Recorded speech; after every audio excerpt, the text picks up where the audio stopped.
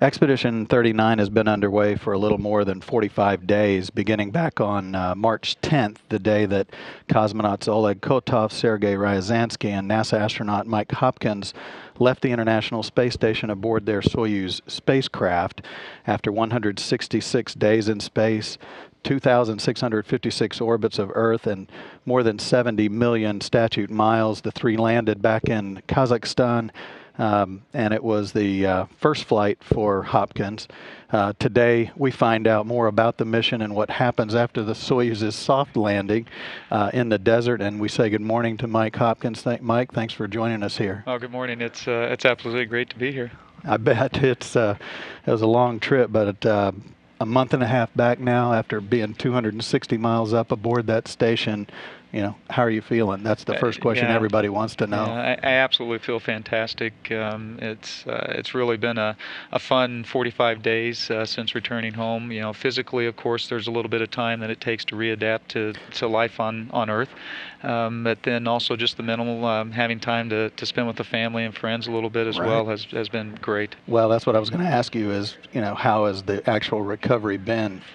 Yeah, the recovery has actually gone pretty smooth. I had there's always a little bit of vestibular issues for me in particular. I had, I always felt like when I was say leaning over to wash my face or brush my teeth, those first few days afterwards, I felt like I was just going to keep right on going and pitch right into the sink.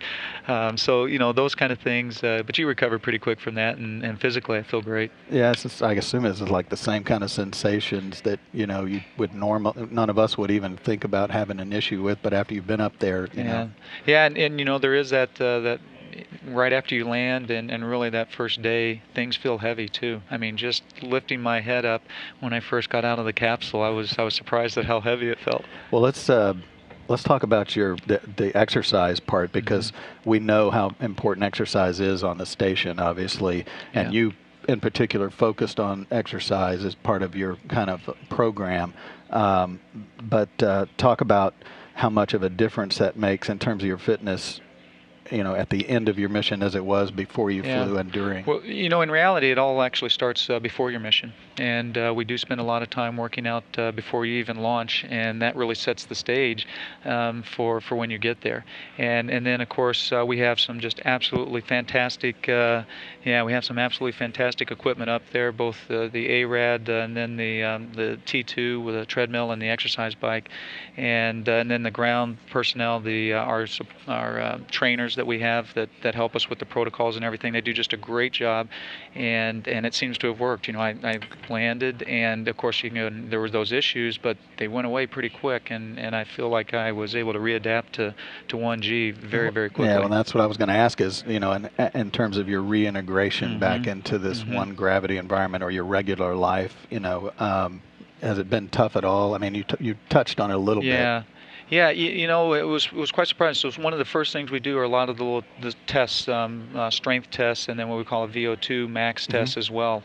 And I was very happy those numbers were coming out to my pre-flight numbers. So I think that was a good thing. I think that's a testament to what we do up on orbit, and it certainly pays off. So again, it's gone very quickly in terms of reintegrating to life on Earth. Yeah. One thing I always like to touch on with crew members that return, and that is the interaction with all of these flight control teams. Obviously, the one here, we're in the station flight control room here in Houston. But talk a little bit about the experience of working not only with the trainers pre-flight and actually probably during the mission, but also the teamwork. You're very familiar with that, obviously, pre-NASA. But talk about that a little bit. Yeah, it's truly an incredible experience to get to work with everybody down here in Mission Control, Huntsville, and in JAXA in Europe, and in Moscow as well.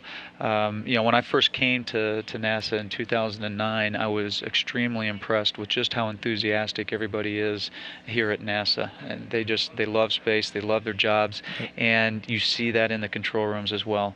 When you deal with everybody down here on a day-to-day basis, they're really the ones that make it all happen, and we just get the privilege of flying in space. Yeah. Well, one of the flight control positions in here obviously is EVA, or extravehicular activity. You actually did 2 spacewalks back in December before you came home, which totaled almost 13 hours. We just completed a contingency type spacewalk, and you obviously participated that in as well up there. Describe that experience. You weren't planning to do one, I don't think. No, we weren't planning, didn't have a planned EVA for our increment while I was up there.